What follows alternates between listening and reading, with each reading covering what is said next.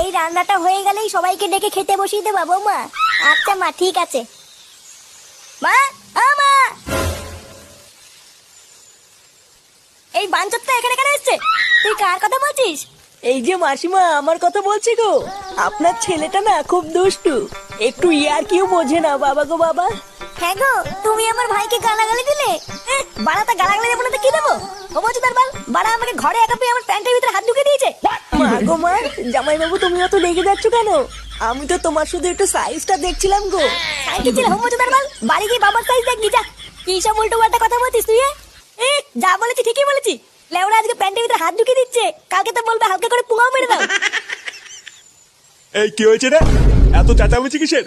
দেখুন না মেশামশাই, মা গো মা, আপনার ছেলে একটু ইয়ার কিউ বোঝে না। ওটাই আর কি ছিল বাঞ্চদ? দেখেছেন তো কিভাবে বলছে। দেখো মা, আমি কিন্তু বলে দিচ্ছি, এই চুদির ভাই যদি বাড়িতে থাকে আমি কিন্তু বাড়ি থাকবো না, বলে দিলাম। চোরে বাচ্চা, তুই ঘর থেকে বেরিয়ে যা। আমরা কোনো কাজকর্মের বেলায় নেই, কোনো রোজগার পাতি নেই, আবার বড় বড় কথা। ও বাড়া, মায়ের থেকে মাসির দরদ বেশি, তাই তো? বাড়া এখন তো দেখছি আমার থেকে এই বাড়িতে এই হোমোচোদার দাম বেশি। লেওলা যেদিন এই হোমোচোদাটা তোমার ধুতির ভিতরে হাত ঢুকিয়ে নেয়ানারি করবে সেদিন বুঝবা বালের এই বাড়িতে আমার কোনো দামই নেই।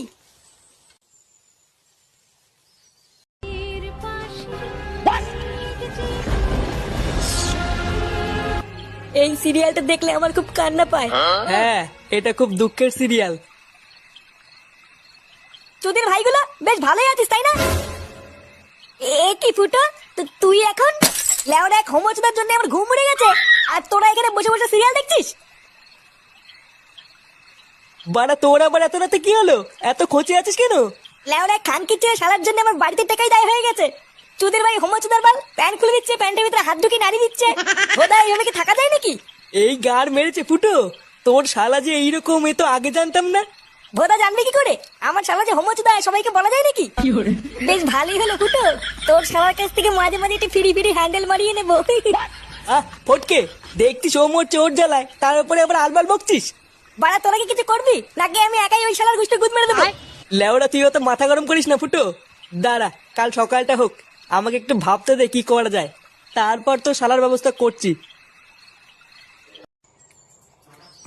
আরে হারান দাদু যে, কি ব্যাপার আজকে এত সকাল সকাল খুব খুশি খুশি লাগছে? আর বলো না পল্টু, গ্রামে না একটা নতুন হোমো এসছে। আমাকে একটু আগে রাস্তায় ডেকে বললো 10 টাকা দাও, হ্যান্ডেল মেরে দেবো।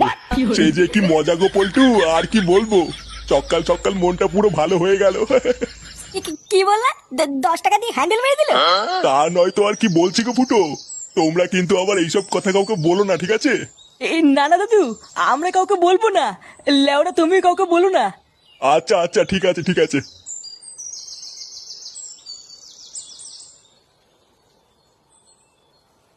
বাড়া কি বলে গেল? গ্রামে একটা নতুন হোমো এসছে, 10 টাকা দিয়ে হ্যান্ডেল মেরে দিল। পল্টুদা, এটা ফুটো শালার কাজ না তো? আমারও তো মারা তাই মনে হচ্ছে রে। ভাগ্যিস হারান দাদু জানে না ওটা ফুটো শালা, না হলে তো গ্রামে ফুটো সম্মানী টাকনি পড়ে যেত রে। বাড়া চুদির ভাই তলে তলে এই ব্যবসা করছে।